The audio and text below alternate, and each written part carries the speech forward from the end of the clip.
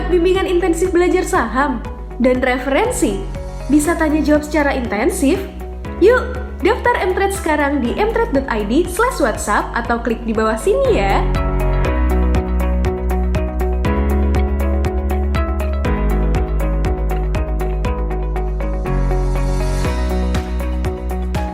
Jadi kan hari ini kita mau talk show ya, kita mau naik saham ya.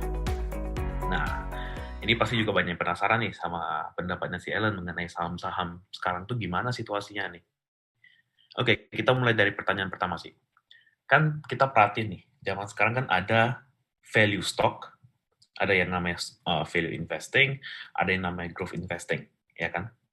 Nah, apakah kalau menurut si Ellen sendiri ya, apakah growth stock saham yang berkembang itu termasuk dengan saham gorengan? Karena kan growth stock itu kan sebenarnya kalau kita perhatiin perusahaan-perusahaan yang sebenarnya secara pendapatan bertumbuh, secara kinerja membaik tiap hari kan. Nah, cuma kan memang mungkin beberapa yang versi lebih kecil tuh pergerakannya agak liar tuh. Nah, kalau menurut Ella sendiri, apakah growth stock itu bisa disamakan dengan yang namanya saham gorengan? Oke, mungkin kita sebelum menjawab pertanyaan ini, kita kasih definisinya dulu kali ya. Jadi apa itu growth stock, apa itu value stock gitu. Nah, kalau bicara tentang value stock kan memang perusahaan-perusahaan yang dinilai berdasarkan valuasinya. Artinya sebenarnya dia pada umumnya, nggak selalu, pada umumnya dia bisa menghasilkan earnings yang positif gitu. Jadi kalau value stock yang versi modern, versi Warren Buffett itu bisa menghasilkan return yang positif dulu, baru kemudian dilihat valuasinya. Beda dengan value stock ala Benjamin Graham yang memang mencari valuasi yang sangat murah sekali atau PBV yang sangat murah sekali, sehingga didapatkan saham-saham yang memang discounted ala dia gitu, tapi kinerja belum tentu bagus. Nah, gimana dengan growth stock ini? Sejak tahun 1958 sampai 1960-an, Warren Buffett mulai mengubah strategi investasinya dari murni value investing ala Benjamin Graham itu mix dengan growth investing, yaitu salah satunya dengan melihat bisnis model, manajemen perusahaan, dan juga melihat ya, jadi melihat profitabilitas perusahaan atau return atau earning dari perusahaan tersebut, apakah return-nya bertumbuh secara sustainable atau enggak. Nah, itu adalah pengertian dari growth versus value stock ya. Jadi Warren Buffett sekarang udah mix investasinya adalah growth mix dengan value investing gitu. Nah, sekarang kalau yang murni growth investing sendiri gimana? Kalau murni growth investing sebenarnya kita melihat pertumbuhan perusahaan itu dari segi inovasinya yang pertama, dan kemudian juga harusnya kita melihatnya dari pertumbuhan revenue juga. Nah, kalau old economy masih dilihat pertumbuhan earnings-nya. Tapi kalau new economy, ini nggak terlalu dilihat pertumbuhan earnings-nya. Karena logikanya perusahaan yang lagi bertumbuh atau yang lagi growing itu, mereka menggunakan uang yang didapat dari hasil penjualannya ya atau revenue-nya itu untuk digulung lagi untuk pengembangan perusahaan terus.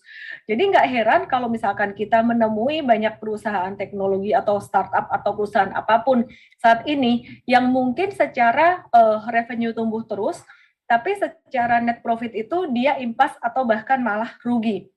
Pertanyaannya adalah gimana cara kita tahu perusahaan yang growing ini, growth stock ini, dia bagus atau enggak. Sebenarnya poinnya, kuncinya dilihat dari dia itu BEP atau mungkin rugi, itu karena untuk pengembangan atau memang sebenarnya dia rugi karena dia nggak bisa cuan. Nah, itu satu hal yang berbeda. Jadi ada satu kondisi di mana perusahaan sebenarnya dia bisa untung, tapi keuntungannya itu digunakan untuk digulung lagi. Nah, disinilah perusahaan yang berkembang atau growth stock ini, mereka jarang bagi dividen. Growth company itu jarang bagi dividen. Menjawab pertanyaan, apakah growth company ini mostly adalah saham gorengan? Saya bisa katakan tidak semuanya ya. Tapi memang sebagian besar perusahaan yang lagi bertumbuh, yang lagi growing saat ini, secara kapitalisasi, secara likuiditas memang tidak terlalu besar gitu. Dengan demikian, jadi pergerakan harganya sangat sensitif sekali kalau misalkan ada demand yang cukup besar terhadap saham tersebut, terhadap emiten tersebut, Dan demikian pula kalau misalkan ada tekanan jual, ada beberapa pihak tertentu, big fund misalkan dia mau jualan, ada fund manager reksadana, mereka mau jualan dikit aja langsung harga sahamnya terpengaruh. Kita kok kayak gorengan ya, gampang digoreng, sebenarnya sih bukan gorengan, tapi karena kapitalisasinya nggak begitu besar melantai di bursa, jadi sangat sensitif sekali pergerakan harganya terhadap supply and demand. Tapi saya bisa bilang bahwa tidak semua growth stock itu digoreng, karena beberapa memang meskipun ukurannya masih kecil, masih bertumbuh, ya secara fundamental mereka termasuk cukup bagus juga gitu. Iya, saya setuju banget sih karena mungkin banyak yang ngira bahwa kalau kita ngomong soal value investing, mereka masih nyangkut di masa lalu dengan ngira, oh PBV 0,1 murah, PBV 0,2 murah, pasti pada mikir gitu. Padahal sebenarnya value investing zaman gitu ya, zaman kita melihat PBV begitu ya, kemungkinan itu terjadi pada masa-masa waktu mungkin krisis kayak waktu awal COVID. Nah, ketika kita bisa mendapatkan Astra di PBV di bawah 1, ya itu murah gitu.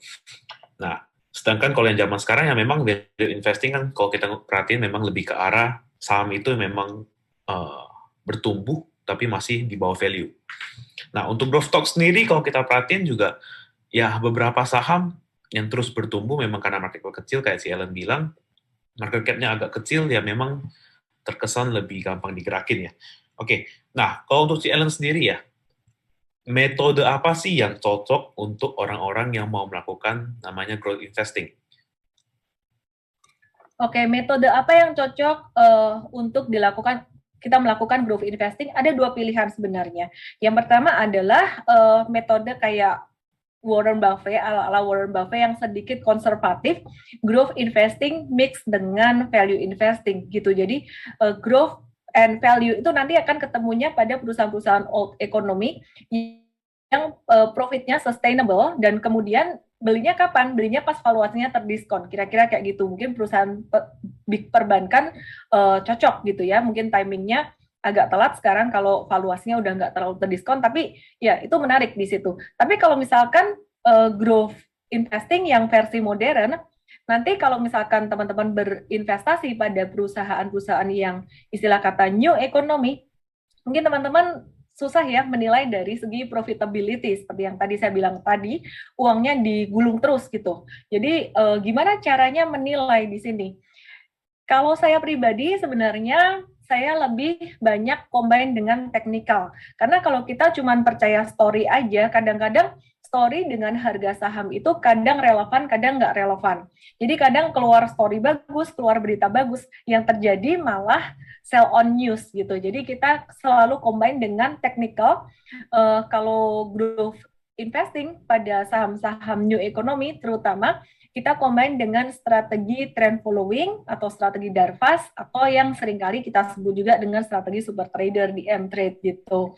Nah, dengan kita combine secara teknikal ini, kita bisa exit tepat pada waktunya ketika mulai terjadi distribusi, even though beritanya masih bagus gitu.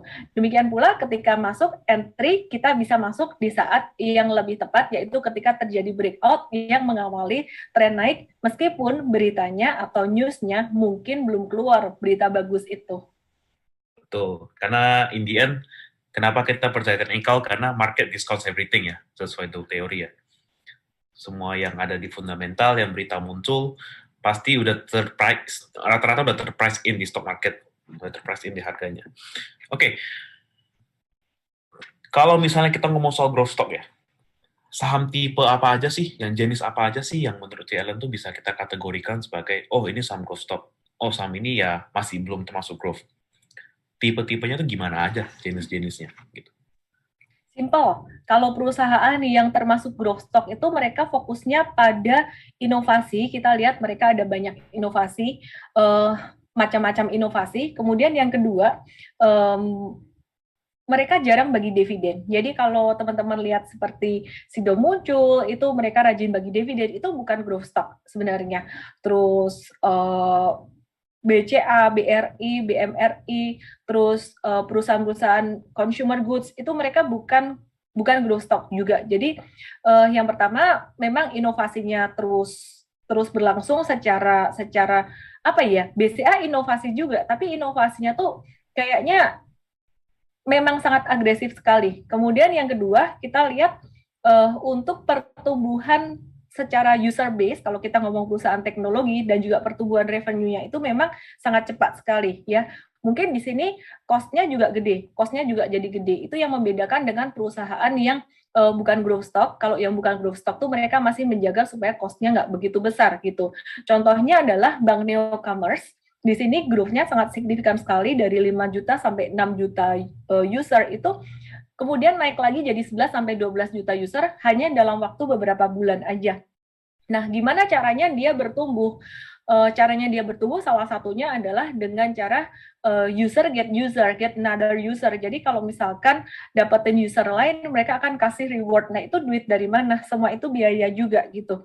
Yang dikhawatirkan adalah sebenarnya kalau biayanya besar, ini nanti bakalan jadi bubble nggak sih? Kalau sampai terjadi sesuatu, mereka harus cover biaya itu, mereka bisa nggak menghadapi ini? Nanti collapse nggak kayak gitu? Ternyata mereka mendapatkan income dari bunga kredit yang diberikan ke customer itu juga cukup gede gitu. Jadi sebenarnya selain bunga tabungannya gede, bunga dari orang-orang yang pinjam duit itu gede juga. Nah, jadi meskipun cost of fund-nya besar, net interest margin mereka juga masih oke, masih bagus. Yang perlu diperhatikan di situ sebenarnya. Nah, kemudian untuk mengenali growth stock ini, selalu selain inovasi dan juga pertumbuhan ya, kita melihat secara valuasi, itu udah pasti valuasinya akan mahal. Valuasinya nggak rasional. Jadi teman-teman jangan melihat growth stock ini secara valuasi. Nggak bisa lah, di ngomong valuasi itu nggak match. Jadi kalau teman-teman ngobrol dengan orang lain yang mindsetnya value stock gitu, nggak bakalan match gitu ya. Jadi valuasinya pasti selalu mahal dan jangan harap si growth stock ini valuasinya akan jadi murah. Karena memang untuk perusahaan-perusahaan yang bersifat bertumbuh, growing, terutama perusahaan teknologi, startup teknologi, justru goal mereka adalah valuasi. Valuasi semakin tinggi, semakin menarik buat investor lain gitu. Dan kalau perusahaan yang nggak listed di bursa ya, kalau saya dengar gitu, semakin tinggi valuasi ya berarti itu semakin bagus. Nanti kalau ada investor lain masuk ya nilainya akan semakin tinggi, semakin menguntungkan buat perusahaan itu. Jadi memang goalnya berbeda di sini. Jadi kalau untuk value stock atau the old growth stock ala Warren Buffett, mereka masih fokus pada cash, mereka masih fokus pada revenue and profit. Sedangkan kalau yang growth stock yang baru, era new technology, mereka bukan lagi fokus pada profit, ya, revenue mereka masih oke, mereka masih mau, pastinya dong ya, revenue bertumbuh, user base juga bertumbuh, dan mereka biasanya oke with high valuation, kira-kira itu. Masih oke. Nah, berarti kalau growth stock sendiri ya, kita perhatiin ya, valuasi cenderung agak nggak masuk akal ya kita ngomong ya. Kalau kita ngomong kan, mungkin PER-nya bisa tinggi banget, PBV bisa tinggi banget, jadi ya nggak akan bisa orang yang sebelumnya ya, hanya konsepnya value investing, PBV murah, itu nggak akan bisa untuk beli ke saham-saham growth stock, karena menurut mereka itu nggak masuk bagi mereka. Oke, nah jadi gimana sih cara kita bisa membedakan saham growth stock yang benar-benar relevan ya? Maksudnya kan banyak nih yang ada inovasi A, inovasi B, apalagi kalau kita ngomong paling simple tuh yang paling heboh ya bank digital ya sih ya. Nah, bank digital A, inovasinya ini, ekosistemnya ini. Bank digital B, ekosistemnya ini. Nah, gimana sih bedakannya saham-saham itu beneran ada suatu story yang bagus atau itu hanya sebuah euforia gitu? Oke, jadi balik lagi ya, kalau kita mau ngikutin hype dari bank digital atau growth stock yang lainnya dari sektor teknologi, banyak sekali yang melakukan M&A saat ini gitu. Mana sih yang bisa dipilih, mana sih yang bisa dipercaya, mana yang enggak? Yang pertama kita selalu melihat ekosistemnya. Kenapa BBYB sekarang ini hype setelah Arto? Arto naik udah ketinggian. Jadi dua ini memang menarik karena dilihat secara ekosistemnya tuh kalau Arto kan ekosistem Gojek. Sedangkan kalau BBYB ini dia ekosistemnya tuh dia merupakan anak usaha dari Ant Financial ya. Jadi Alibaba Group gitu. Nah, jadi kalau diperhatikan secara ekosistem oke, kemudian growth-nya dia itu juga oke. Nah, intinya sih sebenarnya yang pertama kita lihat ekosistem. Tapi yang terpenting sekali lagi, kita selalu konfirmasi dengan chart. Jadi story bisa dibikin, Mungkin chart bisa dibikin juga, tapi kita akan selalu follow kalau chartnya lagi bagus, kalau chartnya lagi nggak bagus, mereka bikin bikin chartnya, istilah kata tuh ada yang ngebuang barang banyak langsung kelihatan distribusi, ya kita tinggal exit aja gitu. Jadi kita nggak pernah tahu sebenarnya story mana yang memang benar-benar valid atau confirm dan yang bisa bikin harga saham naik, atau itu adalah story yang dibuat oleh orang-orang yang kepengen mereka take profit di atas supaya retail beli, ya kita nggak tahu kan. Jadi yang bisa mengkonfirmasi adalah chart. Kita pakai strateginya trend following aja. Ya, ini tipenya Ci Ellen agak mirip, lumayan mirip sama tipe gue nih. Mau gimana pun story-nya, kalau chart nggak bagus ya udah skip.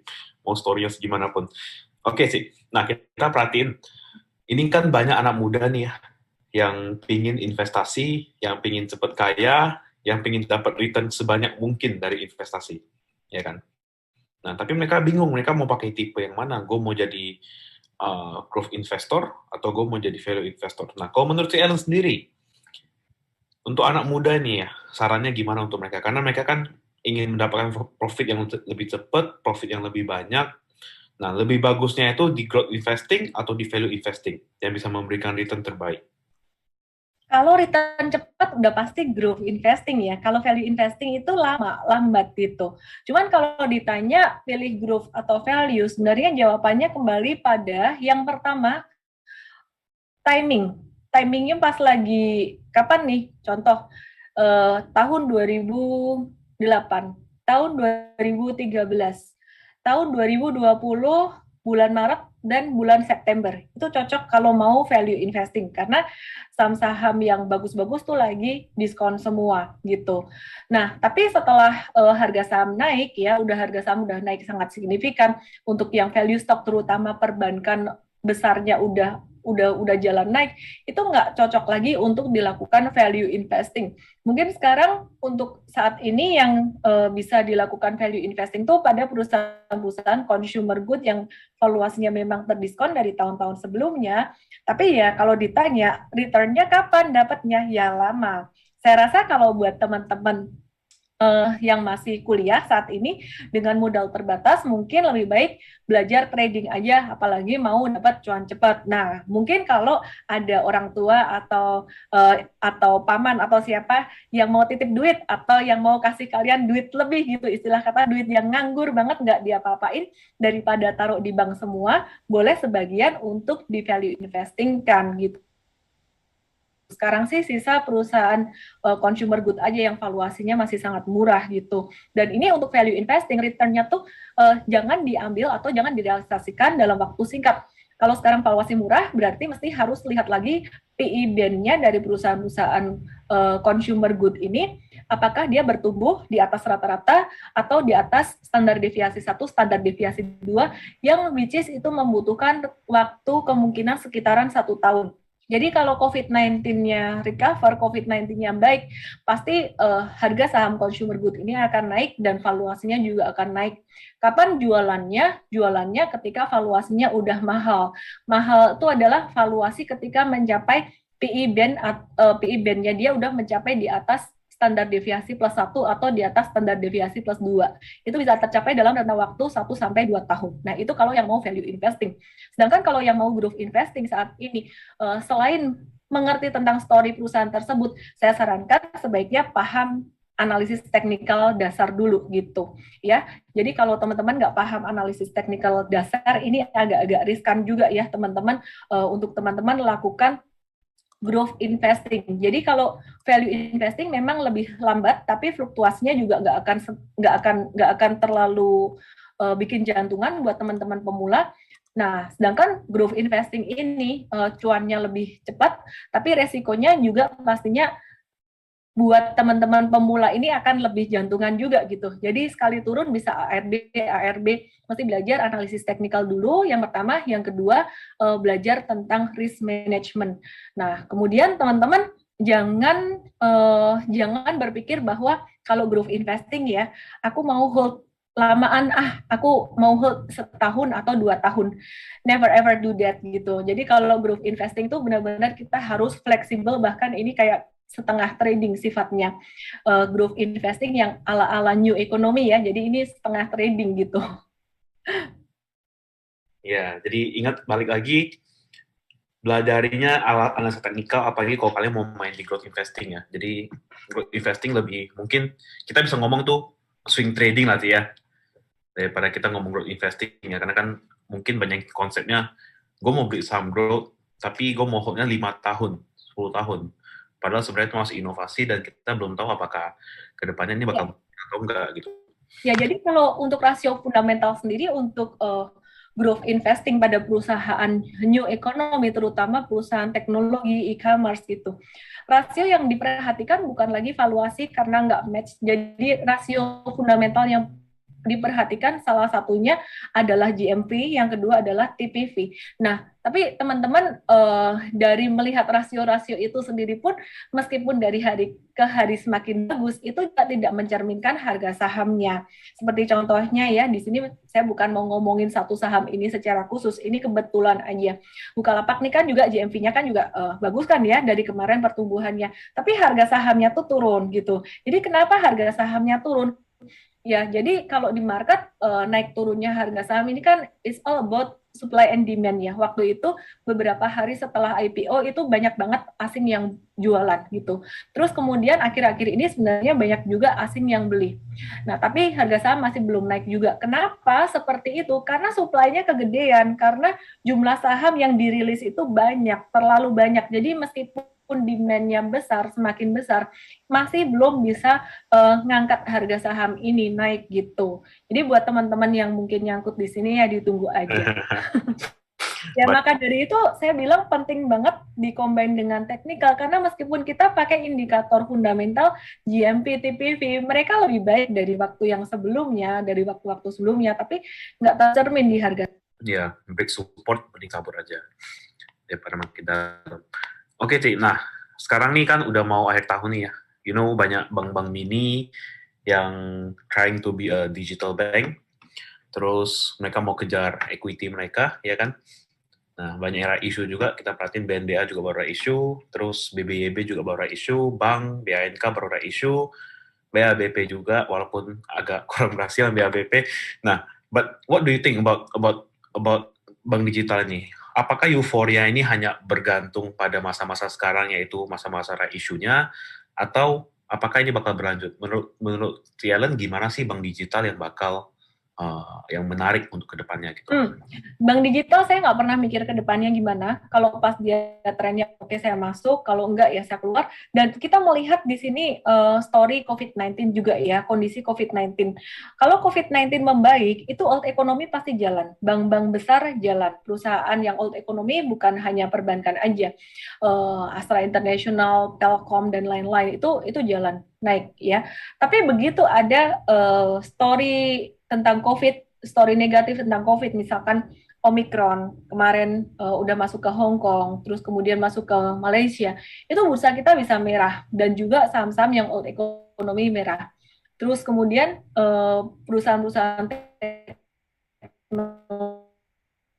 teknologi bisa jadi naik lagi gitu. Jadi kita dance with the market aja, kita sesuaikan dengan kondisi yang lagi terjadi. Kalau memang buat trader, terutama ketika lagi sentimen bagus di market dari COVID-19 ini semakin reda, pemulihan ekonomi akan terjadi, fokus kita lebih ke perusahaan old economy gitu. Jadi untuk bank digital ini atau perusahaan-perusahaan teknologi itu jadi side biz. Tapi kebalik, kalau misalkan COVID-nya naik, maka fokus kita pada perusahaan teknologi, perusahaan new economy, dan juga perusahaan healthcare dan juga komoditas. Sedangkan perusahaan yang old economy ini agak-agak kita jadi inside this dulu sementara gitu.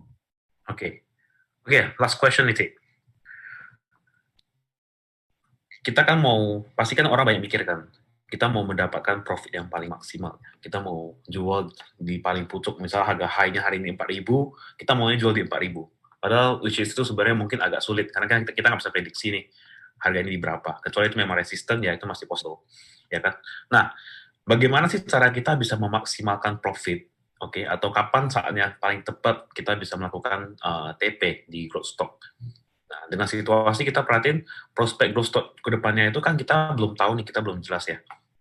kita belum jelas kemana. Cuma karena mereka ada inovasi, nah itu prospeknya bagaimana menurut lo? Oke, saya akan coba untuk share screen ya, nanti kasih beberapa contoh. Jadi untuk cara profit taking sendiri buat trader, ini kita bagi jadi dua yang besar. Sebenarnya ini nanti bisa dibagi lagi. Yang pertama adalah kalau kita ngikutin tren jangka menengah, kita bisa pakai pattern. Jika terjadi pembalikan arah dari pattern tersebut, kita bisa jualan. Sedangkan kalau yang jangka pendeknya sama, kita melihat pembalikan arah juga, tapi dari candle, bukan dari pattern gitu. Kalau teman-teman udah berani jadi trader, artinya harus punya mindset let it go. Nggak harus di pucuk-pucuk banget 4.000, hai hari ini harus jualan di 4.000, enggak. Karena cara kita jualan, cara kita menentukan cara keluar adalah menentukan reversal. Kalau reversal tuh artinya udah naik dulu, baru kemudian ada turun dikit, nah kita keluar di situ. Jadi bukan pas di pucuk, terus kemudian keluar. Kenapa?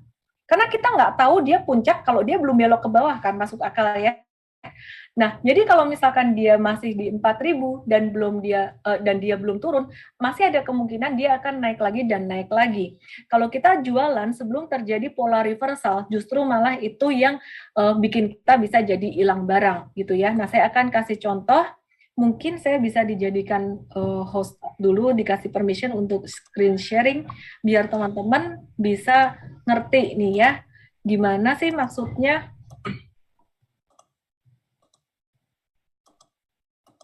Oke. Ya, masih belum bisa ya. Ya nanti download aja aplikasi Mtrade, di situ ada contoh-contohnya banyak sih, teman-teman ya. Atau nonton Instagram live saya Senin sampai Jumat jam 8 malam, itu juga saya sering share contoh-contohnya. Jadi intinya kalau swing trader, kita lihat pembalikan arah tuh dari candle-nya tadinya full Marubosu, tiba-tiba keluar ekornya dikit gitu. Nah, kita bisa jualan. Atau kemarin candle-nya hijau full, terus hari ini candle-nya tiba-tiba keluar merah kecil. Nah, itu kita bisa jualan untuk swing trader. Sedangkan untuk trend follower-nya kita masih hold. Nah, sebenarnya tadi saya mau kasih lihat contoh saham Harum yang sekarang lagi hype. Iya, jadi saya mau kasih lihat saham Harum tadi yang lagi hype. Jadi ceritanya kalau di saham Harum tuh kita ada beli dan jual beberapa kali. Yang jangka pendeknya jualannya tuh pakai candle, pas mulai candle keluar ekor gitu atau candle merah. Sedangkan kalau untuk yang trend followingnya sampai sekarang belum dijual gitu. Padahal belinya sama. Ini 2 kali swing trading, 1 kali trading jangka menengah. Jadi beli yang pertama ini udah dijual, yang jangka pendek ya, terus beli lagi yang jangka pendek. Tapi yang jangka menengah belum dijual dari pembelian pertama. Sekarang ini udah untung sekiranya 30-an% gitu. Jadi nanti mungkin hari Senin deh saya coba bahas di Instagram Live jam 8 malam di Ellen May _official ini, karena nggak bisa share screen. Oke. Jangan lupa kalian yang di sini join Mtrade. Download aja aplikasinya, bisa kok gratis, ada yang gratis juga kok. Oke. Jadi kita ke sesi Q&A ya, Ci ya. Kita pilih beberapa pertanyaan deh. Nah, apakah kriteria saham growth stock selalu dapat dikaitkan dengan siklus industri emiten yang bersangkutan? Bagaimana menilai yang terlihat growth stock, bagaimana yang merupakan growth trap? Kan kita ada value trap nih kan. Kayak contoh beberapa saham yang kelihatannya, wah murah nih PBV-nya, ternyata nggak pernah bagi dividen, nggak pernah bertumbuh. Nah, kalau misalnya di growth stock, gimana sih cara kita membedakan yang beneran growth stock atau enggak itu sebuah growth trap? Menarik ya, istilah growth trap ini sangat menarik sekali. Growth trap artinya jebakan ketika kita beli saham growth, seperti halnya kalau beli saham yang value investing, ini ada sebutan value trap juga. Kalau value trap tuh ketika kita beli saham tersebut tuh nggak naik-naik karena terlalu murah dan investor lain tuh nggak tertarik gitu, investor besar lain nggak tertarik. Tapi kalau growth trap artinya apa? Growth trap adalah jebakan ketika kita melihat ini growing terus orang-orang euforia masuk, ternyata malah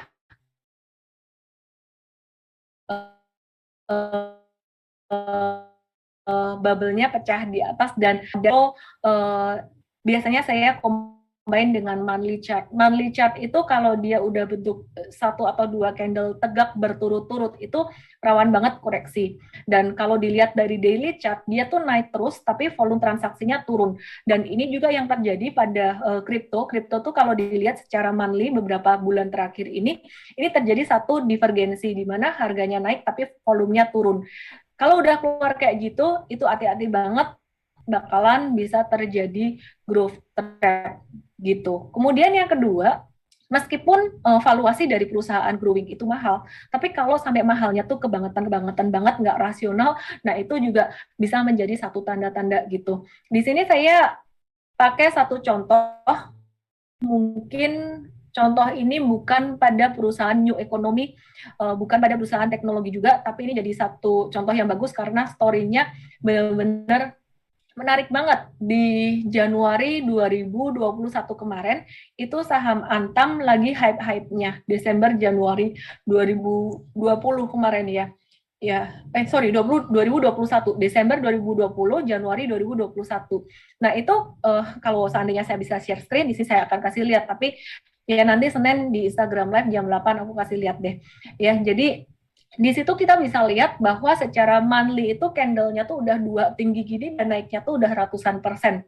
Terus kemudian kalau kita lihat secara valuasinya tuh dia udah nggak rasional banget tuh, udah secara valuasinya tuh benar-benar irrational banget. Jadi teman-teman di sini kita bisa melihat bahwa dari fund manager reksadana mereka tuh pakai analisis fundamental juga. Dan kalau mereka melihat valuasi udah kemahalan, pasti mereka akan jualan.